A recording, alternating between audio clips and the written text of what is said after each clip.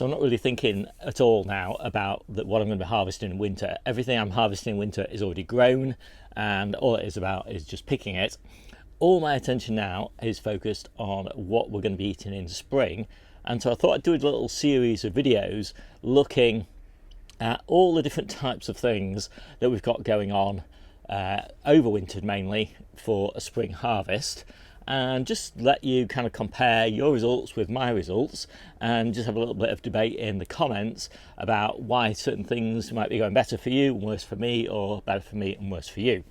Just get a bit more understanding of how well things do overwintered heading for a spring harvest. So let's kind of dive in, and I think we'll start with spinach. We started harvesting true spinach in September, and this is the bed. It's been picked every week since September, and it's looking a bit weak and weary now, and I'm going to be clearing that bed next week to replant it.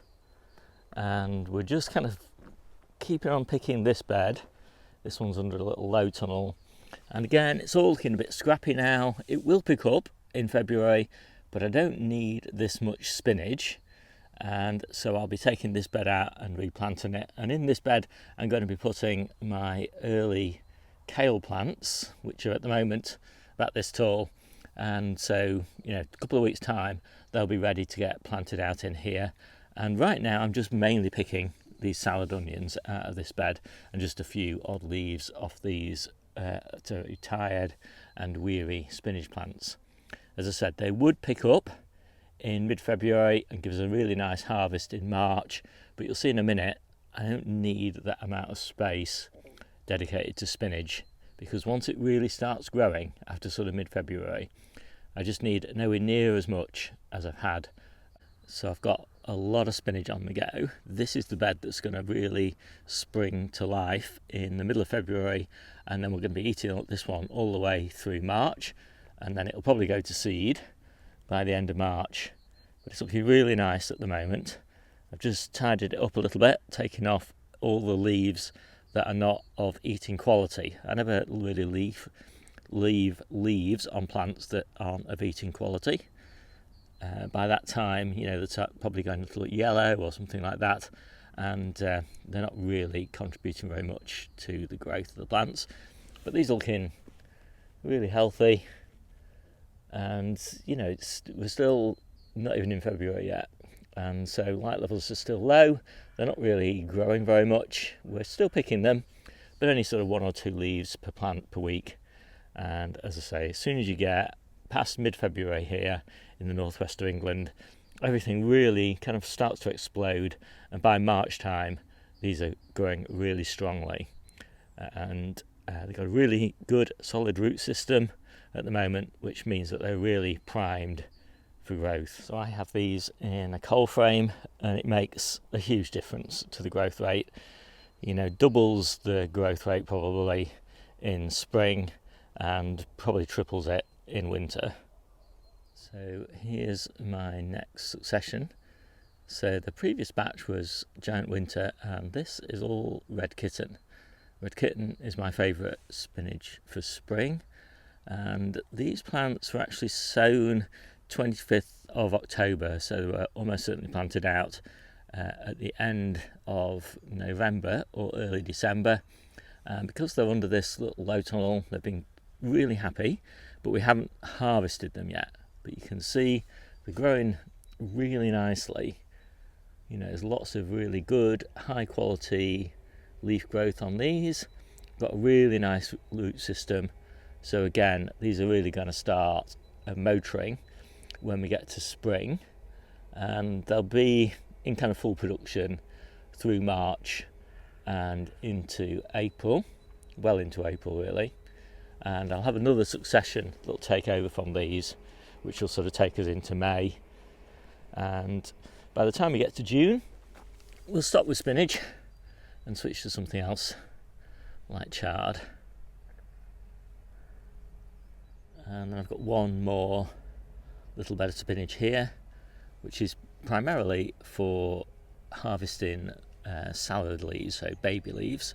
So there's a lot of plants in this bed, and this one did suffer a little bit. So these were planted, sorry, sown 6th of December, and they were planted out towards the end of December, and they really suffered from that really cold frost that we had.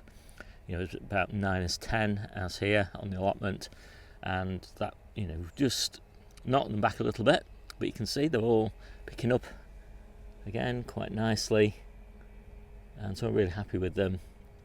And we'll be eating little baby leaf spinach off these in February. So what you'll find when you come to probably the middle of March is that you probably have too much spinach if you grow it the way I do. So I've got 5 of these kind of 1 metre square areas, and so what I'll start doing is at the back of these beds I'll take all the spinach out and I'll plant beetroot. And in fact, the beetroot that I'm going to put in is about a week away from planting. And what I'll then do is I'll take out every other plant and put something else in its place. So something like calabrese or cauliflowers or something like that. And then progressively I'll continue to harvest the spinach as the calabrese or cauliflowers get bigger and bigger. And then those calabrese and cauliflower, they will be harvested in sort of early May time, and so they'll be out of the ground before I put the peppers into this load. Another example where I've taken the back row of spinach out, and I've done the same here, taken the back row of tatsoi out and planted peas. There's our Oregon sugar plod, started 1st of January, and they'll give me a gorgeous harvest in May. And I'll take this low tunnel top off in about April time, and then that will allow the peas to grow up these big support poles there. And I'll support them just with looped string around them, which I find is the quickest and easiest way to do it. This is the spinach bed that we're currently harvesting from, and in about March time, the beginning of March, I will take every other spinach plant out of this bed and put parsnips in, and then about 2 or 3 weeks later I'll take the remaining spinach plants out and I will put onions in. And the onions and the parsnips will just grow together, not interfering with each other, and I'll get a nice harvest of parsnips in August, and that's pretty much the same time that I'll be harvesting the onions.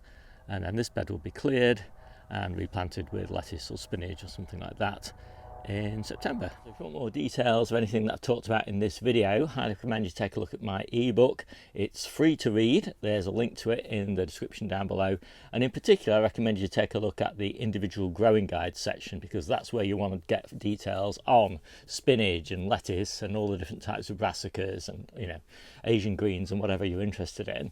But if you've got the bigger picture, you know, you want to understand how to be self-sufficient, for example, or you're just new to gardening and you're interested in the basics of gardening, or you're an advanced sort of, you know, well-experienced gardener, you want a bit more details on advanced growing techniques, all of that you can find in the ebook as well. So if you're interested in that, take a look down below, and yeah, let me know what you think. So hope you like this quick video. My name's Steve. This is the Seaside Kitchen Garden and Allotment channel, and I'll see you soon.